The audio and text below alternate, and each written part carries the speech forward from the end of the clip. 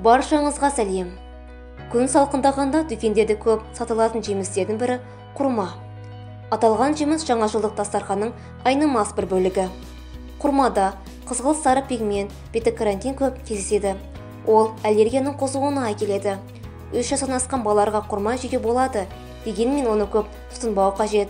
Өйткені шамадан тыс жеу терінің сары түске боялып, каротині сары ауруға себеп болады. Дәмі ауыз қуыратын құрманың құрамында танин көп кездеседі.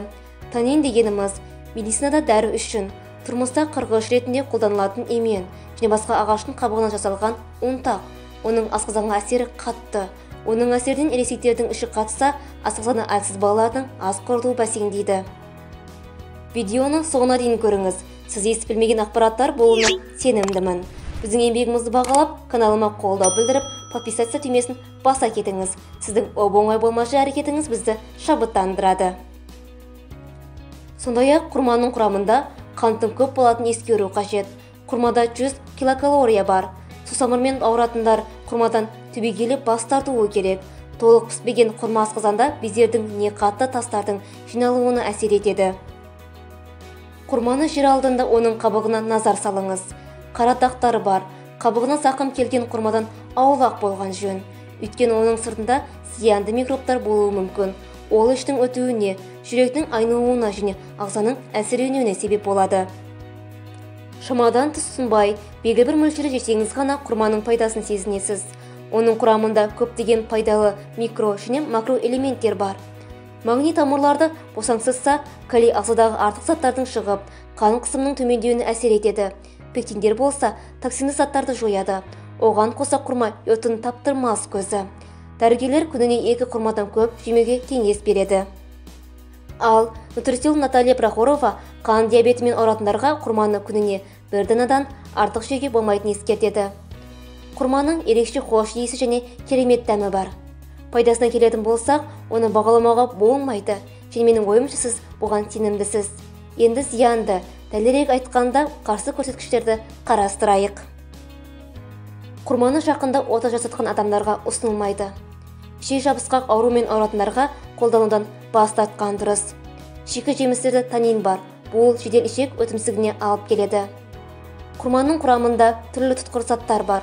Олар метаболизмді бұзғандықтан семіздікке ұшыраған адамдарға құрманы рационнан шығарған дұрыс. Құрма 3 жасқа дейінгі балаларға ұсынылмайды. Асқазан қышқылмен байланысты болған кезде зиянды таниндер реакцияны тудырады. Нәтижесінде жабысқақ және тұтқыр қоспалар пайда болады. Сонымен қатар үлкен кесек пайда болады. Бұл жағымсыз салдарға алып келуі мүмкін. Құрманы қан диабетімен ауыратындарға жеуге ұсынылмайды. Одан толығымен бас тартудың қажеті жоқ, бірақ оны да теріс пайдаланбау керек. Мысалы, балаларға арналған. Дәрігерлер балаларға 10 жылдан кейін құрма беруді ұсынады. Бұл балаға сонша уақыт күту керек дегені білдірмейді. Ең бастысы, құрма аллергиялық реакцияны тудырмайды. Қауіпсіз тұтыну үшін құрманы сумен немесе сүтпен біріктірмегеніңіз жөн. Жүкті әйелдерге. Жүктілік кезінде құрма алмастырылмайды. Күнделікті мөлшерлеме 100 граммнан аспауы маңызды.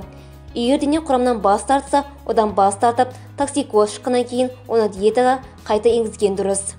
Лактация кезеңі. Лактация кезінде құрмадан толық бас тартпауға рұқсат етіледі. Бала 4 айлық болған кезде сіз диетаға аз мөлшерде кіре аласыз. Тек таңертең тамақтаныңыз. Нәтижесінде нәрсені күні бойы бақылауға болады. Қан диабетімен. Ауру кезінде тамақ ішуге тыйым салынбайды, тек аз мөлшерде.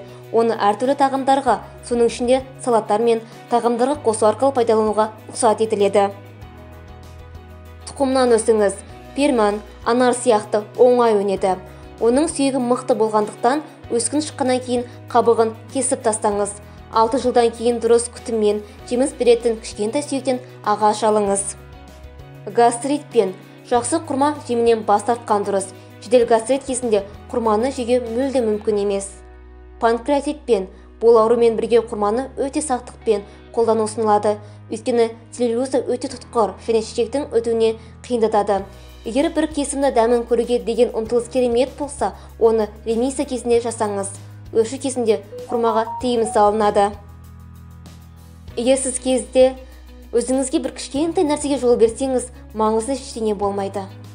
Қорытындылай келе, денсаулығында проблемасы жоқ адамға құрманы қорықпай жеуге рұқсат етілгенін айтамын. Жоғарыда аталған жағдайларда одан бас тартқан дұрыс. Видеоны жақындарыңыз және достарыңызбен бөлісіңіз. Сау, саламат болыңыз. Ауырып еміздегенше ауырмайтын жол іздейік. Келесі видеоларда көріскенше ауырмаңыздар.